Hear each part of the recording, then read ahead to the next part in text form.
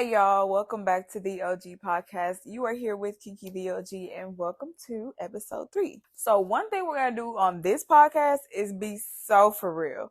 Y'all be going outside behind a man who don't even like y'all for real. That's sad. That's sad. Not only that, but it's taking you out of alignment with your highest self. How? Because you are basically accepting crumbs from a man who don't even want you for real. Sucks to suck. Sorry, that's what we used to say in law school. Sucks to suck. But before we get started, do not forget to like, comment, and subscribe. Turn on the notifications. You know the vibes. Today, we're going to be talking about the dream girl. So I heard about this concept from TikTok. This creator named Michelle Diaz. She basically talks a lot about making sure that you are your man's dream girl, and that will, put you on the right track to getting the treatment that you want to receive. And if you're not receiving that treatment, it's likely because you are not his dream girl.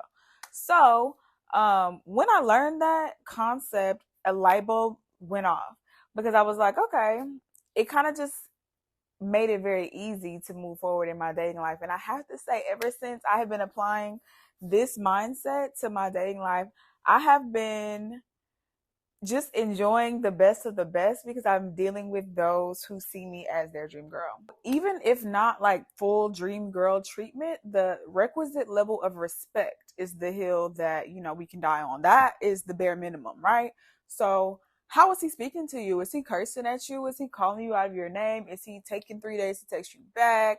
Is he, not a man of his word? Like, is he doing anything that is less than like your standards, or less than, a level of just mutual respect, or less than how you would perceive someone who was genuinely interested in you to act like?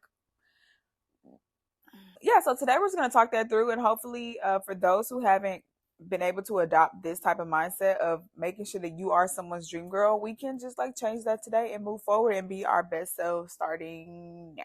Okay, so number one, y'all be so in love with love. Y'all love love real bad. And I'm saying y'all, but it's because that used to be me and that's not me no more. So I can no longer identify with this. You know what I'm saying? But yeah, y'all be so in love with love, and like to the point where you're accepting crumbs. Okay. The only love that is stable is the love of God.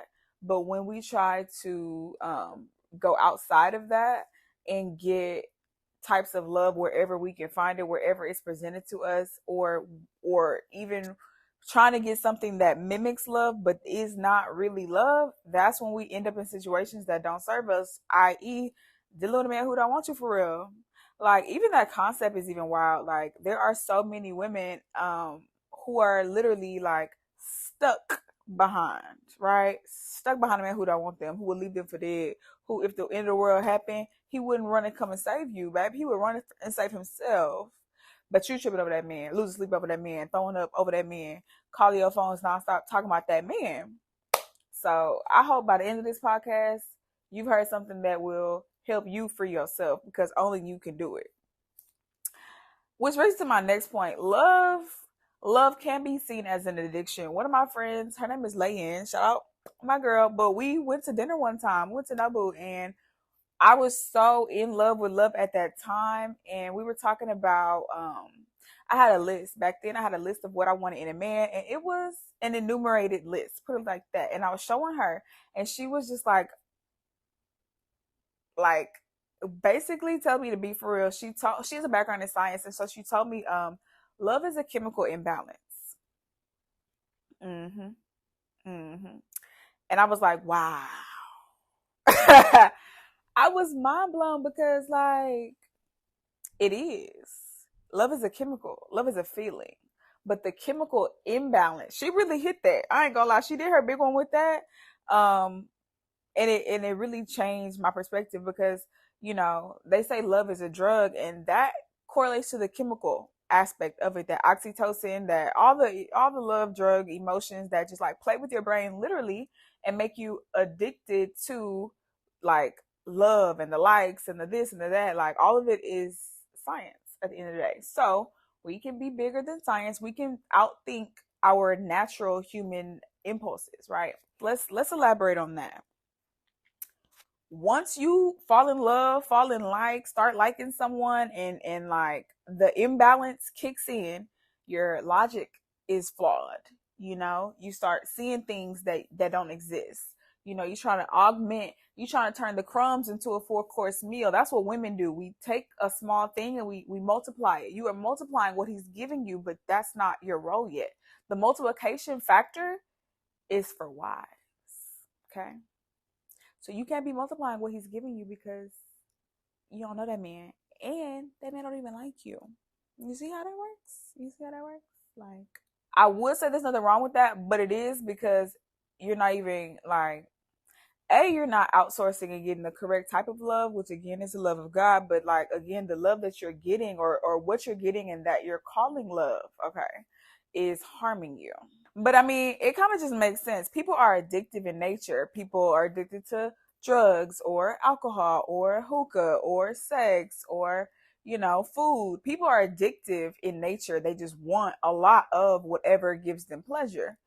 And like, love is just one of those things. But it becomes a problem when you're accepting the crumbs and then moving forward as if you received everything that you know in your heart that you want. That's where the disconnect lies. And then like, genuinely, I get confused because like, crumbs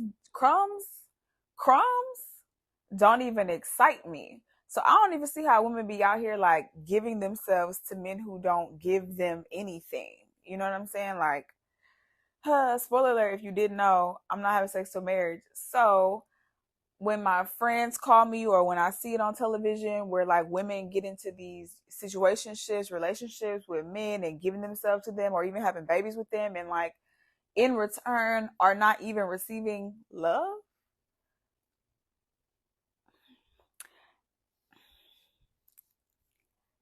Y'all, ladies, all I can say is don't go outside, because that's really embarrassing. Like, and the question rhetorical is like, how did you even get in the physical mental headspace to give yourself to him when he hasn't given you anything? You know what I'm saying? Like, for me, it's easy to wait till marriage because like, ain't nobody even making it hard to, like, I'm not even tempted, put it to you like that. You know what I'm saying? Like, no one's even like meeting the threshold. No one's meeting the minimum threshold of what it would take to even get me to second guess myself, or, like anything like that. So I just be confused. That's it. I digress. Yeah, I mean, at the end of the day, it just begs the question, like, what are your standards? What are they? Do you know them? Should you write them down? You got to stand on something. Like, yeah. But again, I have been there. I haven't been all the way there, but I have been in situations where I would accept the crumbs and reframe them as love. And it's crazy because when you get so many crumbs, like, your diet changes. If you feel me, like, if you're used to eating a lot, then you need a lot because your stomach actually expands. But when you stop eating as much, your stomach shrinks. So then the crumbs kind of start to fill you up a little bit. And that's sad. That's sad. However, we've all done it. But this is how to undo it, okay? Because one thing about me, I'm the problem solving friend, okay? I am the problem solving friend. So it's so funny. My friend Morgan, shout out my girl Morgan. Hey, MB, she only we went to Prairie together, and she would call me. She was like, "Girl, I'm only gonna call you when I want to know the truth." Like, I loved her for that. So I'm the problem solving friend. I'm not the one to vent to about the same problems over and over and over again. I'm the one that's going to get you right. And so that's what we're going to do. How can you reframe your mindset to actually be turned off by crumbs, be off put by crumbs? You know what I'm saying? Like, sometimes I'll see a crumb and I want to vomit. I was like, wow. Back in my previous years in college, I would be so flustered. I'll be like, what about me makes him think that I would ever go for that? Like, and I was like, is it how I'm dressing? Is it like just something about me? And then I realized it's a couple of things. Number one, it's because it works. He's doing whatever he's doing because it works. He's giving you the crumbs because the crumbs work. And they work because there's some women multiple women somewhere actually going for it. So it's like, how can you blame a man for giving you crumbs when that works? He got a 90% success rate off of giving crumbs. How am I fault the man and can't? So it's because it works, and it's also because I'm not his dream girl. You're not his dream girl. Like, whoever's not treating you correctly, you're not their dream girl. The way men work is this: there will be a woman who, or a type of woman, or whatever, who will like incite a primal reaction out of him to where he's gonna want to buy you flowers, he's gonna want to take you on dates, he's gonna be sleeping on the phone with you, he's gonna be giving you nicknames, he's gonna be doing all the things that girls see in the movies. Like, it exists. You're just not that girl. I'm just not that girl. Like, we are just not equally yoked. We are misaligned. We are, it's not the end of the world. It's just not him. And that's so okay. But the thing is, my women, we are getting trapped with the men who are not for us. And then next thing you know, a year has passed and you still crying over a man who's never taken you on a date. Let's make it make sense. You crying over, you crying over, you crying over a man who haven't even paid your bills. If you see that TikTok, I'm gonna try to attach it. But yeah. You're obsessed with a man that's never sent you any money?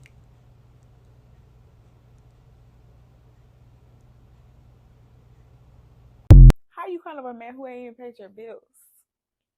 The way that I reframed my mindset on this whole topic was simple. I asked myself a question like, am I his dream girl? Would he treat his dream girl like this? If the answer was no, then so was mine. And it's just that simple. He wouldn't treat his dream girl like this? Okay, well then I'm not interested. Because why would I accept anything less? Why would I hold up the line for my person for someone who doesn't treat like, it's really simple. And so once I started doing that, life became easy. I'm not gonna lie to you, like, and it just became easier to implement and stand on my standards. Like, and that's how you see all these like crazy things, not crazy, but things that people like to compare themselves to. Oh, first day he took me here, he had roses, he did this, he did that. It's because he liked her, y'all. It's just that simple. He liked her. He don't like you. And I think the disconnect really is the fact that men are used to rejection and women aren't. And so there's like this, I don't know if we're going to blame it on the feminism movement or just the political like double standards of, you can't say anything negative to a woman. You can't body shame women, but you can body shame a man though. Like it's that weird space. But like, women are not used to rejection. They are used to being coddled and things like that. And I happen not to agree with that sentiment, but that's not the point of this. Women can't conceptualize the fact that a man don't like them for real. Because all they little homegirls told them that they was, oh, you were just beautiful. You were this, you were that, you were this. And baby, you might be. I'm not taking it from you. But that man don't like you. And he has every right not to like you. And don't even get mad that he don't like you. Don't get mad, well, why is he in my face then if he don't like me? Because everyone's not looking for marriage. It's just simple, y'all. We gotta snap out of it. I mean, the way I see it, we hear too much about love at first sight for you to be stuck on a man who's not loving you at first sight. Like, ladies, they keep saying the bar is in hell, but y'all put it there. Men reach where they are required to reach. If the bar is here and they want you, they're gonna hit the bar. Like, it's not rocket science. The hard part that I keep trying to drill in is the fact that women don't make a man reach. Y'all like him, but he's missing some stuff. You start overlooking some stuff. You start letting stuff slide. Why? Why are you trying to compromise so bad? It's because y'all are addicted to love.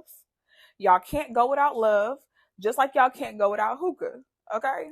You know how y'all get to feeding and scratching and itching. Okay, where's the hookah? I need some tips. I need this. I need that. Like, y'all like, oh, I need love. I need sex. I need attention. I need someone to rub my booty. Fair enough. I'm not gonna die on that hill with y'all. Fair enough. But that's why you're failing. Period. You don't have no discipline. You don't have no standards. Ladies, tighten up. Tighten up. For real. It's embarrassing. Last question is, how do you become his dream girl? Trick question, you do not. Okay, I hope y'all didn't think I was gonna tell y'all no foolishness like that. Okay, you don't. You just move around. You don't hold up the line. You take it for what it is, take it to the chest, and get on up out of there. At the end of the day, men know. Men know. There's a narrative that men are dumb. Mm-mm. Men are intelligent. Men are smart. Men are strategic. Men are logical. Okay, they're not dumb. They tell you they're dumb so that they have a lower mark and can easily meet the mark. Men are smart enough to play dumb. Y'all gotta be for real. Y'all gotta be for real. Y'all, we are all of age. Like, y'all gotta stop belittling these men and trying to pretend like they don't know, right? Because the whole time, all they're doing is playing in your face and you letting them. Ooh, I hate it for you. I hate it for all parties involved. What I can say on that is how he does anything is how he does everything. I'll say it again. How he does anything is how he does everything.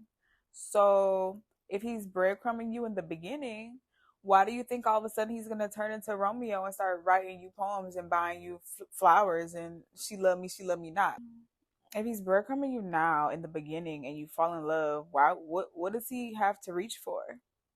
One caveat is love bombing. Men think they're so slick and they kind of want to, like, you know, act correct as they know they should in the beginning, you know, and like get you hooked on that and then eventually start to breadcrumb you. That's the thing. They wait till they get you hooked. They wait until the chemical imbalance kicks in and then you're addicted to them. They get you intentionally addicted to them as their as your drug, okay, your drug of choice, and then they switch. And now they have all it's like an energy pool. They are now fueled by your emotional neediness and reactions to anything that they do. It's just that's the play right there. Act right, get her addicted, and then switch up.